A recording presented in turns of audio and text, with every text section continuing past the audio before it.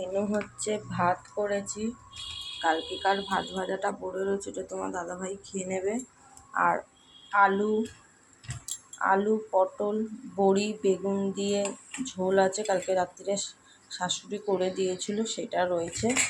আর তোমার হচ্ছে এই যে ডিমের তেলানি বলেছিলাম, এই ডিমের তেলানি, এটা এটা খেতে খুব ভালো, মানে খুব ভালো লাগে।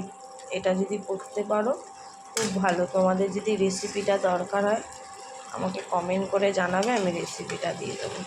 খুব সুন্দর লাগে তেলানিটা খেতে। তুমি ডিমের পোচ খেয়েছো, ডিমের তরকারি, ডিমের মাপলেট দিয়ে, কিন্তু এই তেলানিটা করে খাবে, খুব সুন্দর লাগে খেতে। এই তেলানিটা প্রচণ্ড ভালো লাগে। এটা আমি একটা রেসিপি দেখে আমি শিখেছিলাম,